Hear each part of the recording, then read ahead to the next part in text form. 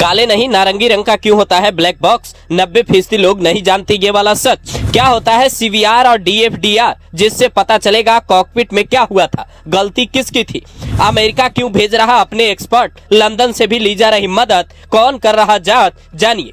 अहमदाबाद विमान हादसे के बाद हर कोई ब्लैक बॉक्स की चर्चा कर रहा है। हर एक्सपर्ट की जुबान पर बस यही बात है कि ब्लैक बॉक्स मिल जाए तो हादसे की असली वजह पता चल जाए। AAIB यानी भारत की विमान दुर्घटना ब्यूरो ने इस हादसे की जांच शुरू कर दी है। अधिकारियों ने मौके पर पहुंचकर कई सैंपल जुटाए हैं, लेकिन इसी बीच खबर यह भी है कि ब्रिटेन और अमेरिका भी इस जांच में शामिल होंगे। अब ब्रिटेन के तो यात्री सवार थे जिन्होंने जान गंवाई है, फिर अमेरिका क्यों जांच में शामिल हो रहा है, तो इसकी वजह भी जान लीजिए। दरअसल बोइंग अमेरिका की कंपनी है और किसी भी विमान हादसे के बाद जो जांच होती है उसमें इंटरनेशनल लेवल पर प्रोटोकॉल का पालन होता है और एक भी हादसा विमानन नियमों को बदल देता है। इसीलिए जांच के बाद कई बड़े बदलाव की भी उम्मीद है। लेकिन सवाल है, जब सब कुछ खाक हो गया, विमान का कुछ हिस्सा ही बचा है और सिर्फ एक यात्री जीवित है, न पायलट है, न को पायलट, न क्रू मेंबर, तो जांच होगी कैसे? जरा ये समझिए। ये एयर इंडिया का विमान है जिसके पिछले हिस्से में आमतौर पर ब्लैक बॉक्स लगाया जाता है। यह माना जाता है कि पिछला हिस्सा हर स्थिति में सुरक्षित रहेगा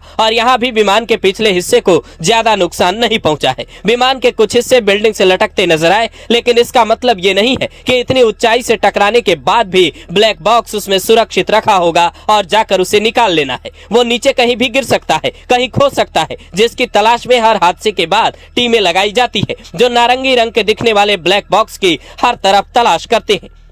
ब्लैक बॉक्स को बनाते वक्त काफी नियमों का ख्याल रखा जाता है। इसे 750 किलोमीटर प्रति घंटे की रफ्तार से कंक्रीट की दीवार पर मारा जाता है ताकि क्रैश में टूटे नहीं। 1 घंटे तक इसे 1100 डिग्री तापमान में रखा जाता है ताकि जले नहीं। 2.25 टन वजन इस पर 5 मिनट तक रखा जाता है ताकि ये हर दबाव झेल पाए।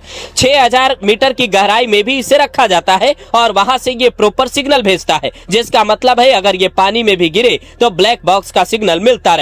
ब्लैक बॉक्स में 2 चीजें होती है। पहला है DFDR यानी डिजिटल फ्लाइट डेटा रिकॉर्डर, जो हर सेकेंड में करीब 80 टेक्निकल बातें रिकॉर्ड करता है। दूसरा है CVR यानी कॉकपिट वॉइस रिकॉर्डर, जो विमान के कॉकपिट में होने वाली सभी आवाज को रिकॉर्ड करता है। पायलट और एयर ट्रैफिक कंट्रोल से क्या बात हुई, केबिन क्रू ने पैसेंजर को क्या क्या कहा, ये सब इसमें रिकॉर्ड होता है। यानी अहमदाबाद वाले एयर इंडिया विमान के पायलट ने क्या क्या कहा, केबिन क्रू ने यात्रियों को क्या मैसेज दिया और किस वजह से हादसा हुआ, ये सब पता चलने की उम्मीद है। लेकिन जांच सिर्फ इतनी नहीं होती, बल्कि यात्रियों की सीटें अगर बची हो और विमान के मलबे से भी सबूत जुटाए जाते हैं। जो व्यक्ति जीवित बचा है उसकी भी गवाही हो सकती है और आखिर में कोर्ट ऑफ इंक्वायरी यहाँ होती है, जिसमें 3 सदस्यों वाली जांच, अदालत दल, चश्मदीदों के बयान, जीवित बचे लोगों की गवाही, इंजीनियरों, एयरलाइन के CEO, एयर ट्रैफिक कंट्रोल और हादसे से जुड़े सभी लोगों की बात सुनकर नतीजे पर पहुंचती है। अब इसकी जांच में क्या निकलता है, इस पर सबकी निगाहें टिकी है।